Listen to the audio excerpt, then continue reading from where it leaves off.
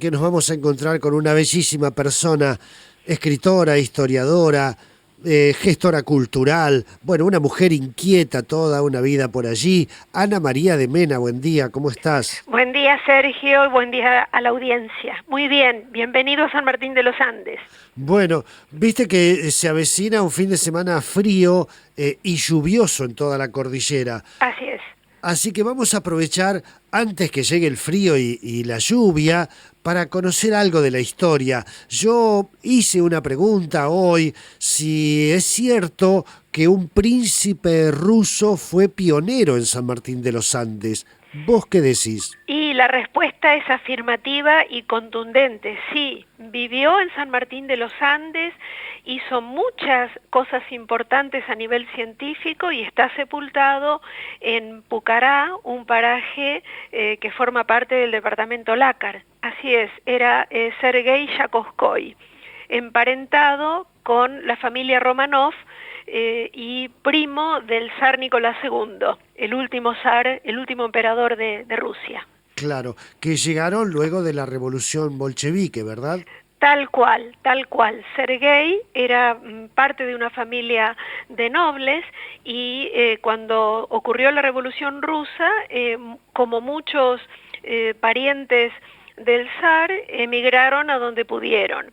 El caso de Sergei, hizo un itinerario con su familia, se casó en Alemania, se recibió de ingeniero forestal y en determinado momento decidió, pensamos, alejarse lo más posible de cualquier peligro para su vida. Y Argentina en ese sentido ofrecía las condiciones por la lejanía. Pensemos que estamos hablando del siglo pasado, donde no había internet, donde las comunicaciones eran mucho más lentas.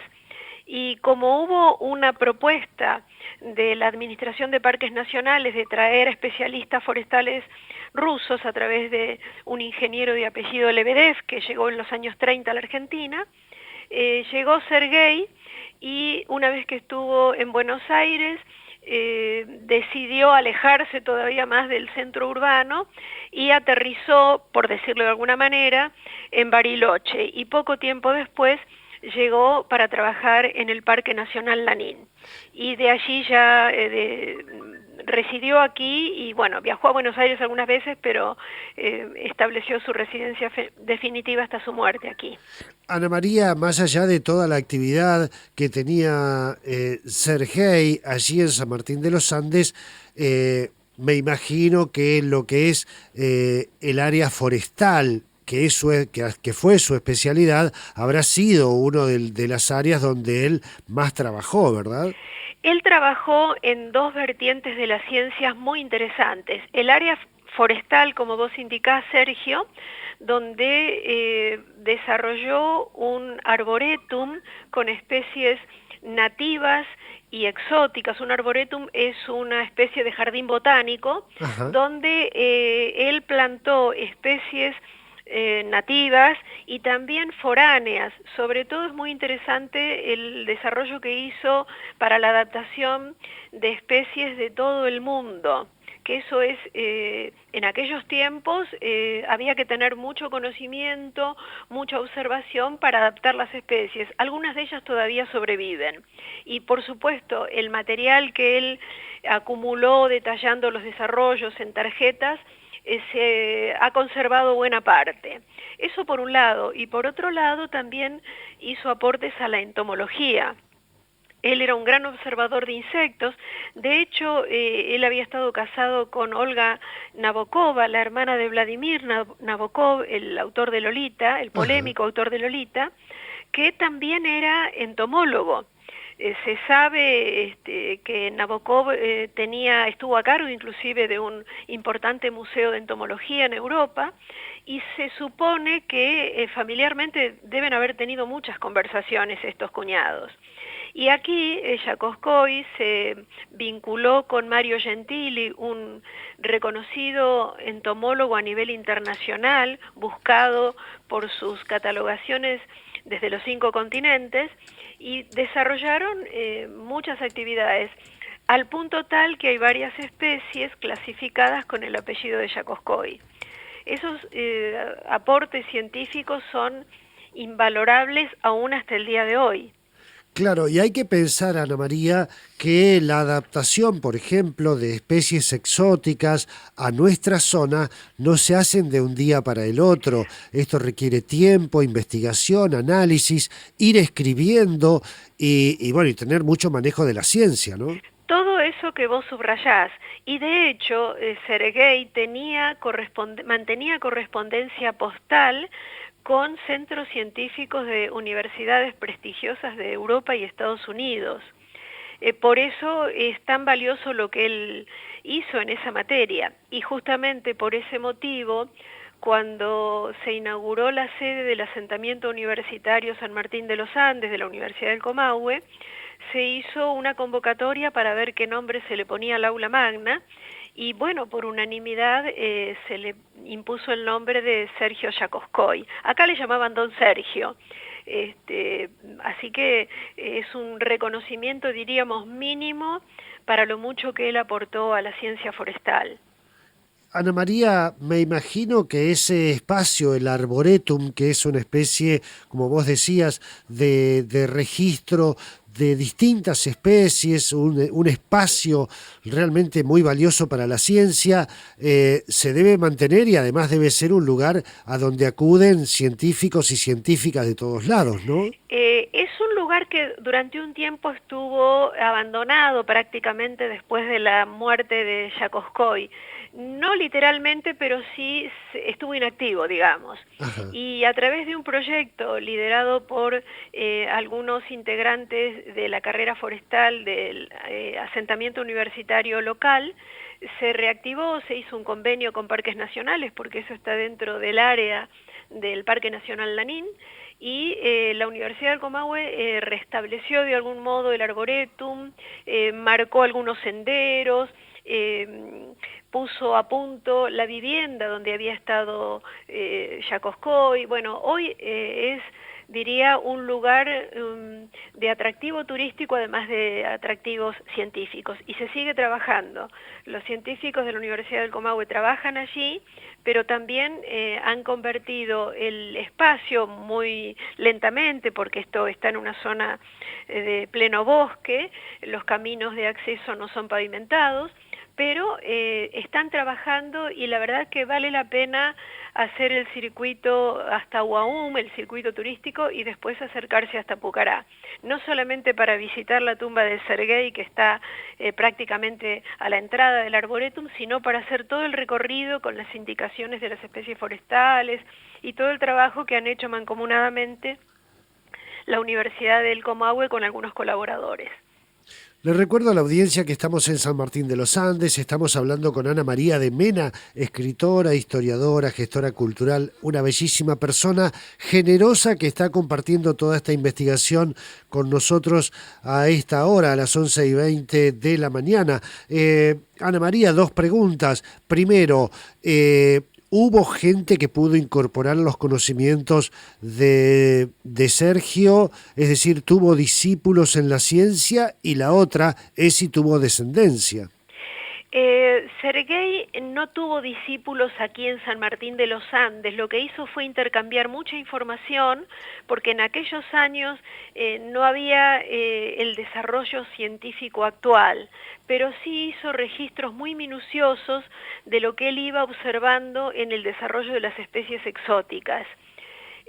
Parte de ese material se ha conservado y es una fuente muy rica, informativa a nivel científico, al punto tal que todavía publicaciones actuales del área científica, papers de mucho nivel científico a nivel forestal, todavía citan los estudios de Jakovskoy.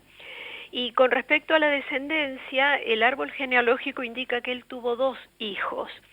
Aquí a la Argentina llegó uno de ellos en una ocasión a visitarlo, y después, cuando falleció, los que eran amigos de Sergei en aquel momento lo localizaron, y él vino, colocó la cruz ortodoxa que está en su tumba, y bueno, se hizo cargo de los bienes del papá, que no eran muchos, pero bueno, se ocupó de eso. No se saben más datos. y de hecho él tuvo algunas conversaciones con un amigo que hizo acá, un alemán, don Everardo Hepp, que otro referente forestal, le llegó a comentar que cuando él vino a la Argentina, él emprendió el viaje a Sudamérica y su esposa y un hijo hicieron el viaje a Estados Unidos. No sabemos qué pasó con el otro hijo que figura en el árbol genealógico. Pudo haber fallecido por alguna enfermedad, pudo haber ocurrido eso, suponemos, pero no tenemos más información. Lo que sí te puedo comentar y comentarle a los oyentes es que yo sigo este tema y a partir de una nota publicada recientemente, todavía no hace un mes, en la revista digital de Historia Más Neuquén, yo publiqué un compendio de la historia de Yacoscoy y me escribieron de Estados Unidos un par de personas vinculadas con otro Yacoscoy haciendo consultas referidas al tema. De hecho, uno de ellos me pidió autorización para traducir el artículo al inglés y al ruso, porque todavía muchos rusos están buscando encontrarse, no aquellos que emigraron después de la Revolución del 17, pero sí sus descendientes. Y eso la verdad que es fantástico, que bueno, si bien hicieron otra vida y ya la nobleza no tiene las características que tenía durante el zarismo, es válido que cada uno quiera conocer su pasado y estos artículos aportan. Yo me sorprendí mucho con las repercusiones de esa nota, pero bueno, ¿Qué te las parece? redes permiten eso. Claro, Ana María, pero qué genial. Además, bueno, Internet permite esto, ¿no? Sí. Que cualquier elemento que uno publica o difunde tiene llegada a todo el mundo, no tiene fronteras. Así que, mira vos, y te va a permitir a vos, que sos inquieta, de seguir investigando y obteniendo datos y sumando conocimientos para toda esta historia. Realmente apasionante. Te felicito, Ana María. Muchísimas gracias. Sí, cada papelito que aparece brinda una pista, o cada documento, hay una señal siempre detrás de cada comentario. Te cuento, si tengo un momentito, Sí, cómo no. que yo me dieron una carta escrita en cirílico antiguo, hecha por Yacoscoy. Buscando quién la tradujera, me encontré con una chica amorosa, Kira Mamontov, una artista preciosa y bella persona, que me dijo, mira, yo voy a buscar porque esto está escrito en cirílico antiguo, pero... Y bueno, a través de ella, su papá, que conoce bien el idioma, me aportó la traducción de la carta, pero además me aportó datos de la genealogía de los Yacoscoy.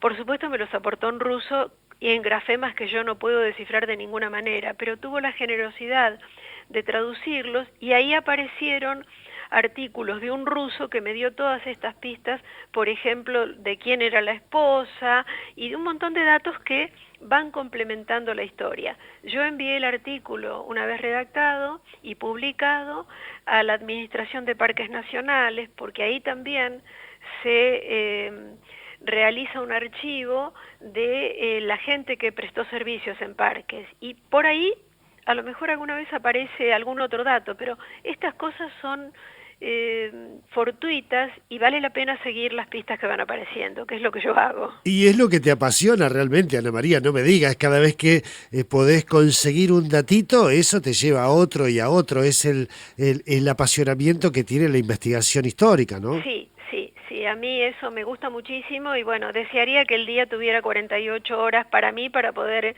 hacer todo lo que va, seguir todo lo que va apareciendo. Pero bueno, vamos andando a medida que vamos pudiendo. Ana María de Mena, nos habíamos prometido que no iba a terminar abril sin visitarte a vos en San Martín de los Andes.